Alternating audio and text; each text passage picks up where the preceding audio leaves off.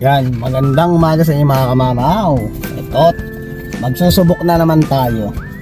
Kasi nakakita ako sa marketplace alam mo naman si kamamaw, diba? Pero magandang klase yung nakita na natin. So ngayon ang ginawa ko mga kamamaw, ano ba pala?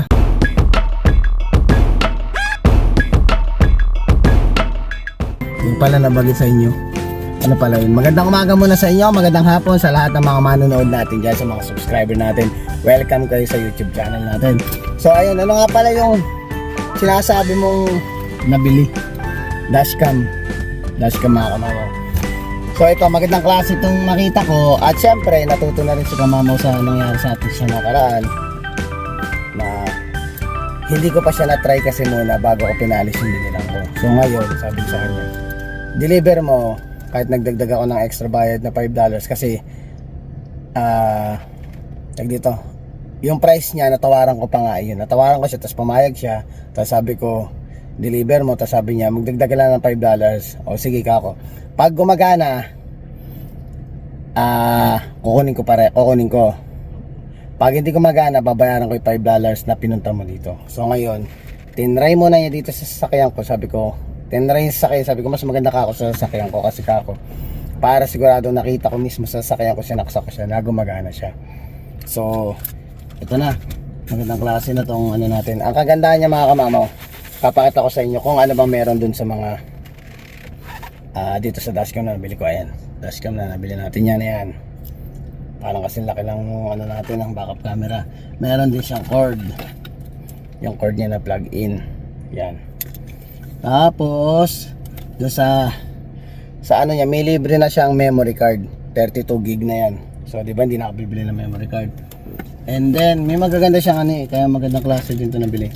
Ito yung card reader niya kung sakaling gusto mong reviewin sa laptop yung mga video na nakuha na ng camera. Dito siya. And then may extra siyang cord. Extra siyang cord. Oh, I see. So dalawang klase siya. So yan. Extra cord to. For siguro pwedeng yung kala parang pang cellphone yung kabila. Ayan. Ito na siya. Tatabi ko na lang muna yung dalawang iyan. Tinry ko na siya anak actually. Tapos ngayon, ko ikakabit ito sa yung alam mong magdadrive ka pero hindi ka maistorbo. Parang feeling ko dito pinakamaganda. Dito siya. Ito dito. Kasi pag dito, matatakpan yung pang-vlog natin Ayan. Ay, ngayon, ilalagay ko na dito muna yung cellphone natin. Para siguradong alam ko kung tatamaan ba yung camera pag kinabit natin. Ayan mga kamama pala. Tapos si Mrs. nagyayaya pa lang ngayon sa Berry Barn. So yun, sa mga hindi nakakala mga kamama, yung Berry Barn, yun po yung natin, yung employer natin ang dumating tayo dito sa Canada. Yun yung nagbigay sa atin ng papel, nagbigay sa atin ng chance magkaroon ng permanent residency. Kaya shoutout yan kay Natalie Erlandson. So ngayon aralin ko muna kasi damon na kailangan pag kinabit ko siya, kailangan yun. Kasi mas maganda yung yan. So dito pa mas maganda. Hindi naman tinamahan. So ngayon tatry natin. Ayan. Kasi gusto ko gitna. So hindi twist lang siya. Pag tinwist mo siya, nagpo-fold. Ayan. Naka-straight yun, diba? Pag tinwist mo, yun. So syempre, ang pagkabit ng mga ganito mga kamama, yung mga dumidikit, kailangan may magic. So pasensya na kayo, mamagicin natin. Pasensya na mga kamama, kasi yung baboy naman ni kamama, hindi. Kailangan nating magicin kasi kung hindi natin mamagicin na yan. Nakakabit na. Kanin natin Hindi naman siya tumama sa hindi na siya. Dahil lang ako mama. Yung ayan nakakabit na siya. So hindi siya tatama dito or hindi maapektuhan yung pagbablog natin pag nakakabit na ganyan. So ayan na siya.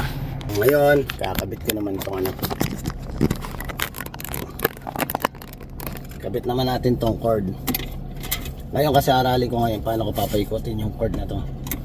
Kasi di naman pwedeng parang nakabalandra lang dito na sabog-sabog Ang dami niya So kailangan mapaikot natin ng maayos. So kung ano lang ang kailangan nating kung ano lang ang kailangan natin na cord para mapaikot or para magamit niya talaga, ano lang yan. Kasi yun ang problema talaga dito sa mga ganitong dapat talaga madiskarte mo kasi usually sinisingit yan sa mga ganito pero kakabit ko muna yung mismong pinaka niya, pero dapat pala kinabit na natin kanina so bubuksan ko naman yan, pinapaksin nyo muna bago ko ikabit yung bago ko ayusin yung mga pagkat. So ayun na siya mga kamamaw.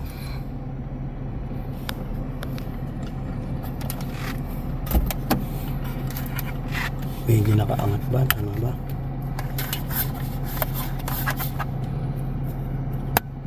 Yan. Yan pinakamagandang pwesto niya. So nagre-record na siya. Ayusin ko lang muna mga kamamaw yung cord. Mukhang pangat yung panahon mga kamamaw. Sabi ko kay Mrs. naku parang negative tayo sa Berry Barn kasi yung pupunta namin sa Berry Barn sa labas kasi yun, kasi sa Berry Barn meron silang ngayon parang petting zoo kung tawagin, kung pala may mga animal sign makikita doon na pwede mo siyang ipet kaso nga lang outdoor yun so hindi tayo makakaano kung outdoor siya kung umulan parang nagbabadya nagbabadya na ko na siya. Inaral ko na muna bago ko ikabit talaga. Inaral ko na muna paano gamitin, paano tingnan yung i-set up ko yung mga naan dito. Kumuha ko ng double adhesive kasi tinatry kong try ko ipasok isisingit ko kasi hindi natin masingit, so screwdriver.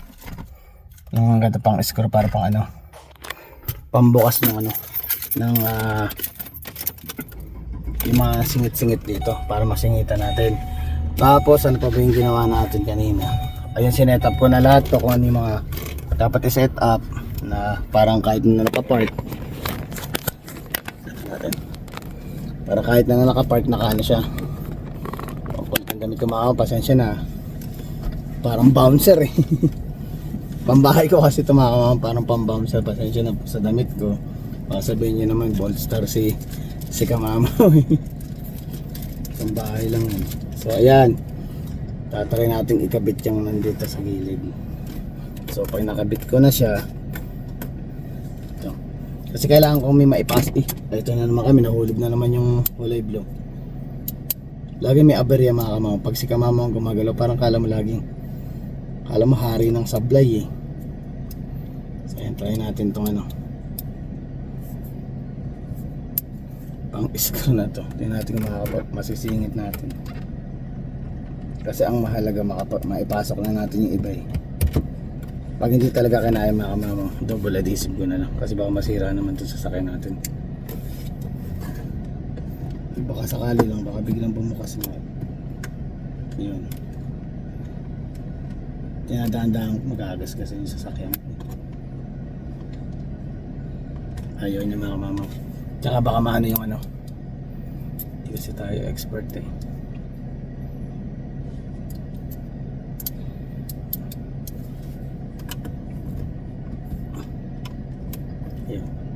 ko na lang, double adhesive ko na lang. Manipis naman tong double adhesive na to yung ginamit nating double adhesive na to pang ito yung pang dito, yung kinabit natin yung parang kala mo mukhang pang booster no yung sa harapan ng sasakyan mo kung maangas mas maangas tingnan. Buto lang tayo mga maliliit konti-konti kasi dati nakapagkapit na tayo nito Pag mga ganitong klaseng kayang-kaya ni kamamaw yan. Kayang-kayang gawa ni paraan. Pero yung mga loob, yung tagang loob ng makina, hindi natin yan Baka mamaya imbes na mapaganda, madagdagan pa yung pagawain. Kaya ako, hindi ko ugali yung para masyado akong nagmamagaling. Pag kaya naman, dinadaan sa Google lang si kamamaw hanggang sa matutunan paano ikabit.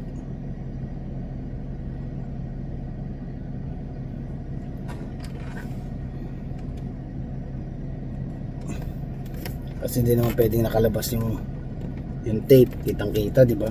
Parang pangit naman tingnan. Ano ba itong mga tape na to? Check mo na mama. Mga kamama, nakabit ko na. Pansamantala lang naman to. Kung sakaling pag mag-ayos nung speaker natin, yung touchscreen natin dito, kaya sigurado babaklasin niya to eh. Paano ko na lang uli, paayos ko na lang sa kanya. Ayun, nakakabit na. So yun na yung ano ating ano. Ay, nagre-record na siya. Ang ganda natin para sigurado ko na. Yan. Ay, nagre-record na yan. Yun ang oras. Tapos pinagulong ko na lang siya dito sa gilid. Ayan. Yan. For the meantime muna ito inano ko. Mas okay na yung black tape na yan. Mas hindi masyadong halata. Kasi nga napansin ko rin, natandaan ko rin, naalala ko. Sorry. Naalala ko, kung sakali pala yung kakabit yung screen na yan, babaklasin yan eh. So maapektuhan pa rin yan. So ngayon, pag kinabit na lang yung screen, for the meantime lang naman, at may nagagamit tayong dashcam. Pinaikot ko siya dyan. Pinagulong ko yun sa ilalim. Hanggang dito. Tapos ayan. Kasi ito, kabitan natin ng backup camera yan eh. Ito yan dito. Lahat yan, matatanggal lahat yan pag na yung ano, kinabit na yung ano dito, pinaka speaker niya dito, yung touchscreen. Mapapalitan lahat yan, lahat ng mga nakakable na saksakan dyan is tatanggalin yan. At yung pag kinabit nga yung ano, pati yung sa backup camera mawawala na yun, matik na yung lahat ng ano. Kung may cord man na darating dyan o may cord na ikakabit na dito, lahat na yun under na dito sa ano, kung ano yung dapat pa tag dito, ano yung mga saksakan na cord na pwede niyang yan na ilalabas dito, it's under na dito sa screen natin. Yan, okay na yan, nagre-record na yan eh. Pulitong panahon, no? Araw, umulan. So ngayon check natin ngayon kung ayun, no, nag-record. So titingnan natin ngayon dito. Ito sa sound chain eh. Stop muna natin. Ayan, sisilipin natin ngayon. Nais ko na yung mga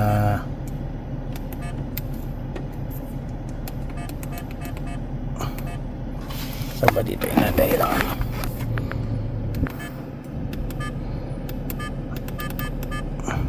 Ay, may parking monitor pa yung nakalagay. Pa yung nakapark siya. Luwal.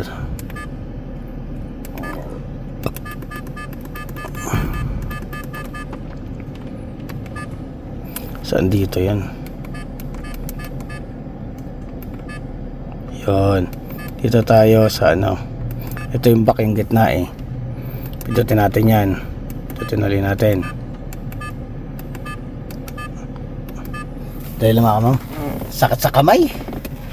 Doon ako na irita ako mga kamam yung sa tagal ba ng hawak mo. Ayan, yun yung oras niya. Tapos nag-record na yan. So ngayon stop.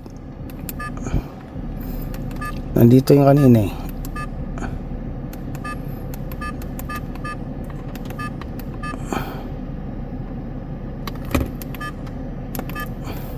Wala na ata nun. Alam mga kamamo, ang sakit kasi sa ganito. Sakit sa braso yung nakataas-taas, nagbablog ako. Kairita. Sakit. Check ko muna, hanapin ko muna ulit ah. Naano ko na kanina eh. Kasi binura ko na kayo yung naka-record. Tingnan natin ngayon nasa memory card nya. Yung record na naman.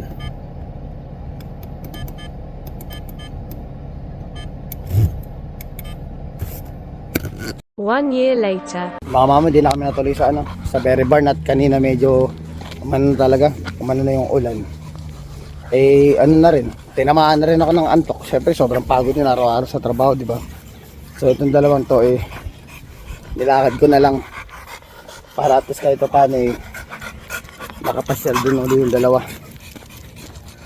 Grabe yung antok ko kanina mga kamama nung biglang umulan.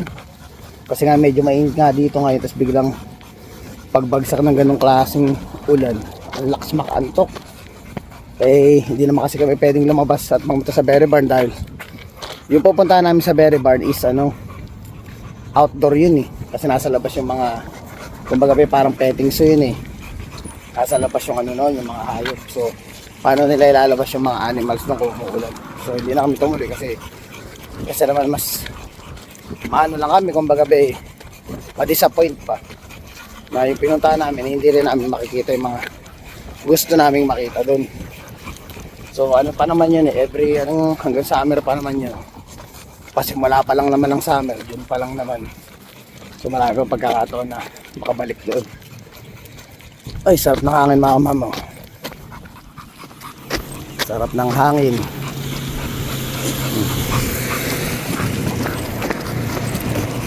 Tahimik na tahimik.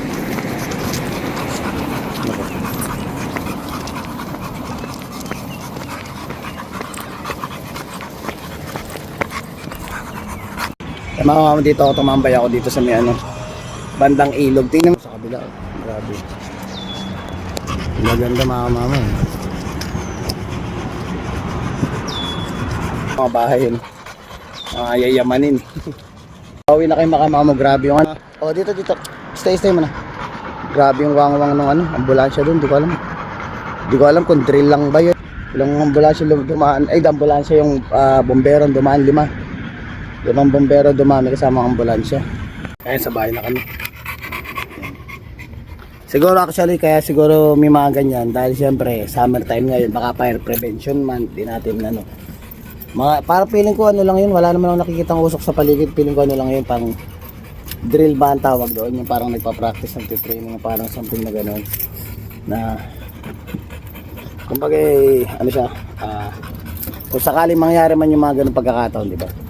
Parang feeling ko baka drill lang yun. Tapos na naman yung araw natin. Yun na lang kabilis no? Grabe. Ang bilis ng araw dito. Pag pumasok ka, ang bilis ng 5 days. Back to work ka na. Ay, back to day off ka na naman. Tapos after ng day off naman, parang akala mo umidlip ka lang. Yaman natin silang dalawa doon. Papahinga na sila dyan. Yung sa kinabit natin na yung kinabit kong dashcam, ang bala ko dyan, kasi usually iniisip ko kasi pag tinanggal yung saksakan niya, di ba kasi nga nagbibideo yan, di ba? Pag hindi ko tinanggal yung saksakan niya, baka mamaya ma-drain yung baterya kasi hindi naman nakabukas yung sasakyan, di ba? So gagamitin ko siya o hindi ko siya tatanggalin kapag for example nag long drive or may pinuntahan kami na like after 2 to 3 hours babalik ka na ulit sa sasakyan, is doon ko lang siya iiwanang nakakabit. Kasi kapag nakakabit kasi siya, automatic siya lahat ng dumadaan dyan, lahat ng motion na meron dyan is mare-record niya. So sa gabi kasi nagdadalawang isip ako kasi kung katulad yan, kung kakabit ko na ngayon, gagamitin ko pa yung next the other day, mga like around tanghali pa. So aabot isang araw, iikot yan. Kasi yun yung magiging purpose, baka ma-drain naman yung baterya dahil syempre, nagcha-charge yan Pag sinaksak mo yun, naka-charge yan. Gagana yun syempre. Paano ba siya gagana? Syempre, kailangan ng electricity, di ba? So from the battery nung sasakyan, doon siya gagana ng 24 hours kung kakabit mo siya. Kaso nga lang baka ma-drain yung baterya, baka ma-discarga. Yun ang iniisip ko, kaya hindi ko na lang babe lang yung dalawa dyan yung dalawa ang pagod kita mo hindi siya naka-flash, kita ba? Masyado na yung salamin yun ang camera, ayan. Wala nakikita nyo ayan. Usually naka-flash yan. May dapat na naka-flash na makikita mo nagbi-blink. So ibig sabihin nakapatay. Dati may dashcam na tayo. Mas maganda pa tong dashcam na itong nabili ko kaysa nung nakaraan na nung kinabit natin din magana, di ba? Ito, talagang kitang-kita mo sa sarili mo na napagana mo siya. Bago ko siya binayaran. So ayun mga kamama, ganito lang kasimple ang vlog natin ngayon. At least kahit pa paano ay na-enjoy. Sana na-enjoy nyo itong araw natin ng Sabado dahil bukas babalik na naman tayo sa trabaho. Maraming salamat sa inyo. Please don't forget to like, share, subscribe and hit the notification bell for more updates of my video. See you mga kamama.